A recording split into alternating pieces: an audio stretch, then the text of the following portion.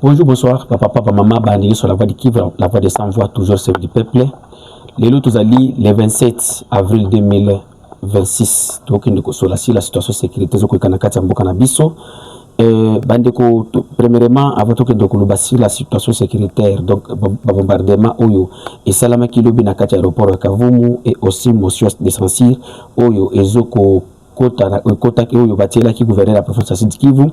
Premièrement tokira na kati ya province ya Kwilu. Province ya Kwilu kuna na kati ya Grand Bandundu, précisément na kati ya territoire ya Gungu, na kati ya secteur de Kilempe. Bandeko bapara ya province ya Kwilu, précisément na kati ya territoire de Gungu, secteur de Kilempe bauti ko lancer cri d'alarme na bango po na makambo oyo pour le moment ba na bango baza na kati ya danger ya kusala examen d'état. Alors, gouverneur de la province oyo ya province ya Kwilu alasaki Kolobakeno, bana batfuta 80 000 francs pour la participation na bango ya examen d'état ou session ou ya dissertation. Alors nandenge boyebi bande konangai Congo izalaka sincérité ba préfet siku ya ba école kuna nakati ya mboka ya nakati ya secteur ya nani ya Kilempe awa bango pe bazui occasion Kolobakeno awa netiko tuso basiko mituka ba préfet des écoles ba komisiko ko exiger et pas ya bana Kolobakeno ba bande kofuta de 350 000 à 400 000 francs pour la participation kaka examen d'état.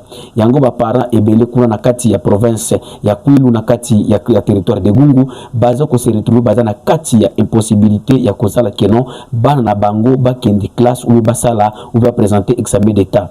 Alors yango ba para ya Kwilu balobi la voie du Kivu loba yango pona gouvernement na biso et landango et bakeno bakoki ko ya kusala ba suivi awa na kati ya territoire de Gungu parce que éducation ezali droit ya bana ezali keno ba pesio ba prérogative moko boy ozala préfet à école yango siko yo ko nyokola bana bato mususu depuis jour nini bomona keno examen d'état frais de participation et kende de 350 à 400 000 francs donc ce que vous avez des bana ezali 800 000 francs et puis boyebi province ya nous allons parmi les provinces où batoizo pour vivre à moins de $1 par jour. Donc pauvreté ezali kuna makasi ba entreprise ténité mais beaucoup de siko bo charger encore ou bo surcharger bande konabino ko futsa bango mbongo ebele. Yango to sengi même ministre de l'éducation oyo l'éducation nationale asala atinda délégation moko kuna bakende basala enquête et puis préfet oyo bakokuta manakati ya kati ya babetizi wana oyo bazoko lika konyokola bande konango bango disant que non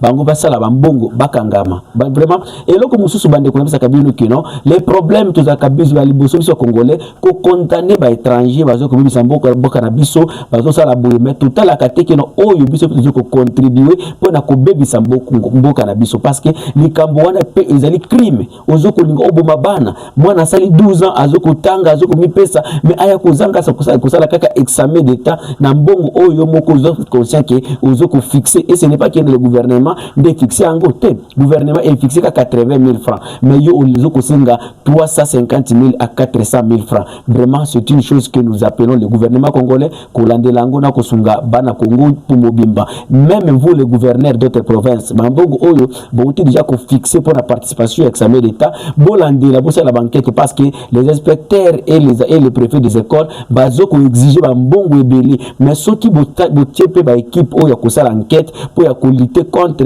nani bêtise wana et que la keno bozo ko sungape bana mboka na biso ya République démocratique du Congo. Tubibina kati ya province ya Kwilu bande kotokei puisque na tozongi siko na kati ya province ya Sud Kivu awa précisément na kati ya aéroport national oyo ya Kavumu. Kavumu ezali aéroport oyo ya province ya Sud Kivu à 30 km de la ville de Bukavu dans le territoire de Kabare ya ngoni tobinga ka aéroport de Bukavu lobby à 17h30 aéroport ya Kavumu ezalaki victime ezaki cible ya ba drone ou ba bombardement ya ba drone oyo etumbaki aéroport ya Kavumu. Donc pour le moment aéroport ya Kavumu et baby il y a des gens qui nous ont envoyé des messages pour tourner la voie de Kivu toki que no aéroport à Kavumu etumbami nani atumbi aéroport à Kavumu tola na bilili na ndenge aéroport à Kavumu bato oyo bazaki na Kavumu batindela kibiso ba image ya comme la kisa na ndenge nini aéroport badako za la bombarder tolanda aéroport.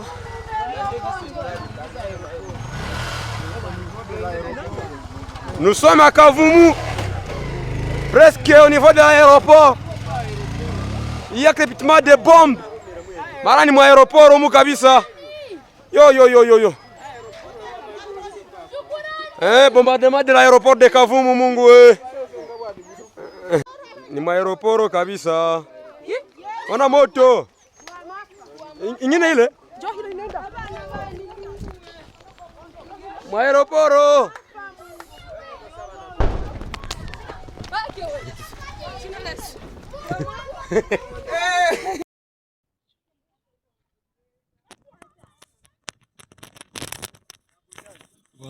Voilà, l'aéroport de Kavumu vient d'être saboté. Voilà. Je me trouve à Chirato pour ce filmage. Voilà.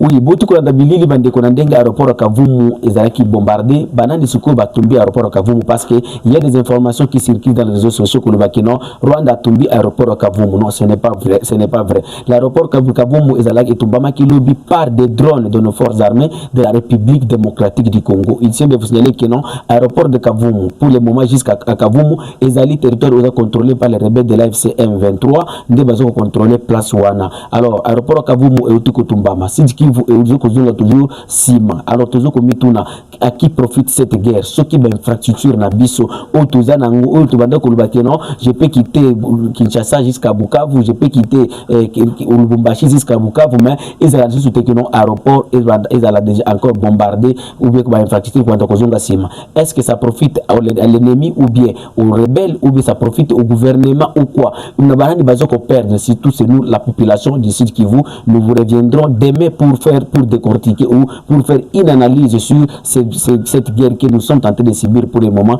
dans notre province du Sud Kivu.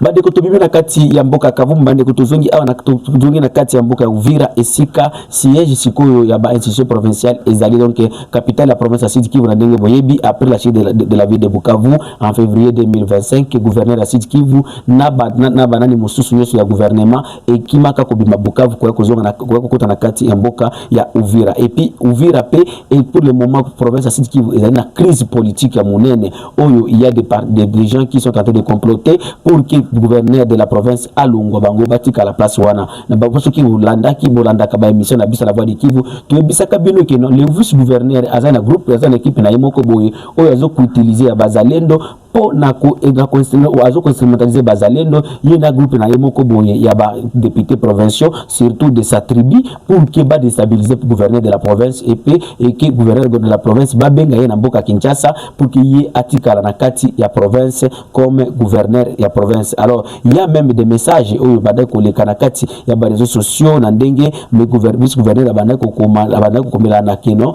ye bazo ko sala Kinshasa ayebi comment gouverneur nani ye azaneti banani mususu te ba gouverneur mususu te ayebi comment parti na bango et fonctionnaka et puis kala mingi te gouverneur akozala interpeller na kati ya mboka Kinshasa après avoir gouverneur akozala interpeller na kati ya mboka Kinshasa ye akotika la wana comme gouverneur à l'intérim ya la province ya Sud Kivu et puis to alerta kabino to sakabino que non la province du Sud Kivu pour le moment ezali province te o to koki koloba non to longo la gouverneur la province et puis et puis il faut savoir d'abord province oyo pour le moment to dans état nini. Alors mokolo le 21 avril 2026 un député provincial Jean Akotisa motion de censure contre le gouverneur de la province après avoir yiko sa motion de censure contre le gouverneur de la province ezalaki mokolo le 21 avril. Alors des députés ango oyo kobenga Karume Bahil déjà akotisa motion de censure.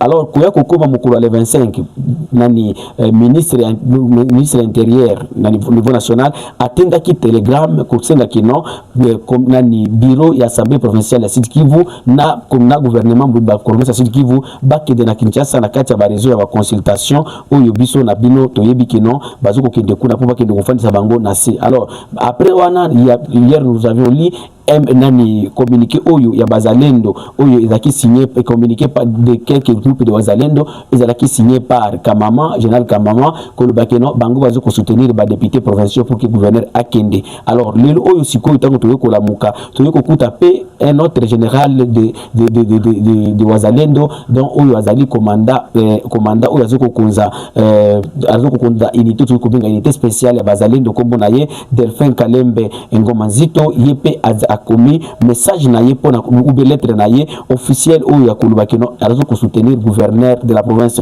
tout ko quand même à la lecture ya Guyana ya oyo yani oyo commandant Delphin général Kalembe Delphin Ngomazito ya FABB puis a komaki pour na soutien naie et pas ya gouverneur de la province après tout ko sala commentaire tout l'endatan message yango tout de canal na lecture.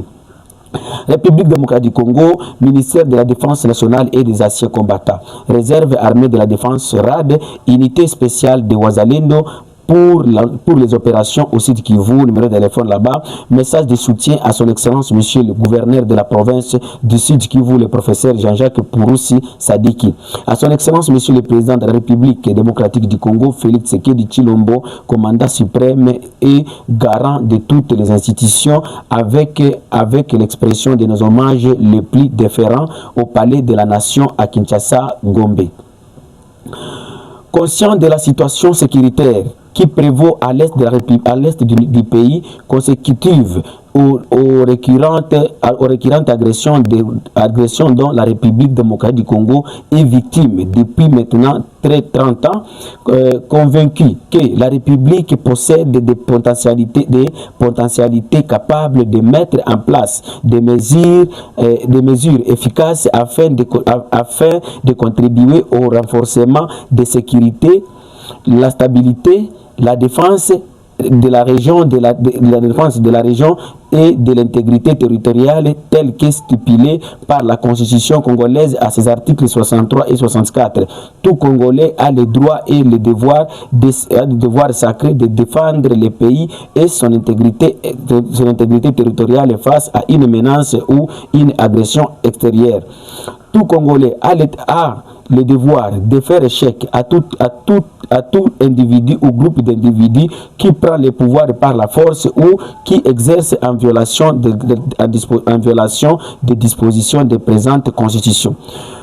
L'unité spéciale de Wazalendo pour les opérations au Sud Kivu, engagé pour la défense de la patrie, derrière la vision du chef de l'État Félix Antoine Tshisekedi Tshilombo contre l'agression rwandaise et ses patins de l'AFC M23, Touraneo, Redi Tabara, FNL, qui endeuille une grande partie de la province du Sud Kivu sous une occupation illégale de ses ennemis qui ne visent que la balkanisation, le pillage systématique des ressources naturelles et la falsification de l'histoire de la RDC.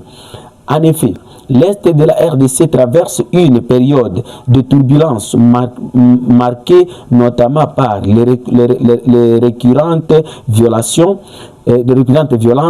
la manipulation machiavélique des émissaires, des ennemis de la paix qui militent dans l'ombre pour la déstabilisation des institutions de l'État au niveau tant national que provincial. De ce fait, pendant cette période cruciale de l'agression du pays, l'unité spéciale du Wazalendo pour les opérations du Sud Kivu prône la sécurité, la stabilité et la stabilité des institutions légalement établies et interpelle la conscience du peuple congolais d'être solidaire afin de déjouer les stratégies déjà montées par l'ennemi. Excellence, Monsieur le Président de la République, espérant la considération de notre soutien en faveur de la paix, la stabilité gage de l'émergence de la province du Sud Kivu, conscient de votre esprit patriotique, suggérons les métiers à la tête